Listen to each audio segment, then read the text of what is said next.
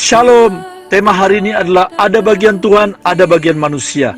Hari-hari ini banyak orang dikuasai oleh ketakutan karena setiap hari mendengar informasi tentang ganasnya virus corona yang sudah merenggut banyak jiwa. Virus corona milik malaikat pencabut nyawa. Mari kita belajar bagaimana Tuhan melindungi bangsa Israel dari tulah ke-10 yaitu roh kematian ketika akan keluar dari Mesir menuju tanah Kanaan. Dari Keluaran pasal 12 ayat 22b dan 23, seorang pun dari kamu tidak boleh keluar pintu rumahnya sampai pagi, dan Tuhan akan menjalani Mesir untuk menulahinya. Apabila ia melihat darah pada ambang atas dan pada kedua tiang pintu itu, maka Tuhan akan melewati pintu itu dan tidak membiarkan pemusnah masuk ke dalam rumahmu untuk menulahi. Dan apa yang terjadi? Semua anak sulung orang Mesir mati karena malaikat maut lewat di depan pintu rumah mereka. Bagaimana dengan orang Israel yang saat itu masih tinggal di tanah Mesir? Mereka semuanya selamat, tidak ada satupun yang mati. Mengapa?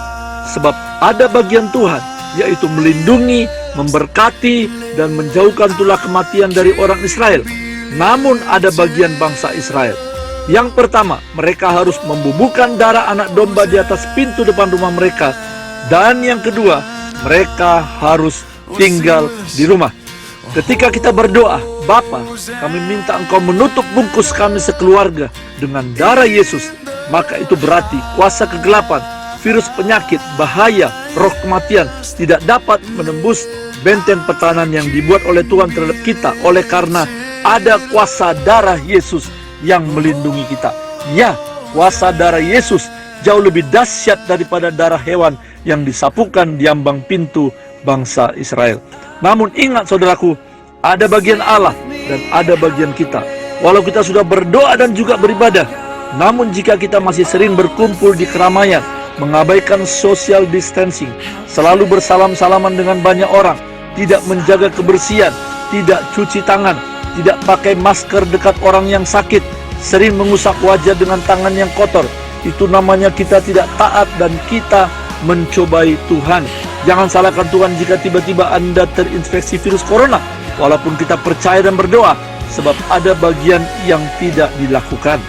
Amsal 27 ayat 12 mengatakan, kalau orang bijak melihat malapetaka, bersembunyilah ia, tetapi orang yang tidak berpengalaman berjalan terus, lalu kena celaka. Jika kita ibadah online hari Minggu di rumah, itu bukan berarti kita kurang iman, tetapi itu bijaksana. Mari jangan takut di tengah wabah virus corona yang sedang mencekam ini.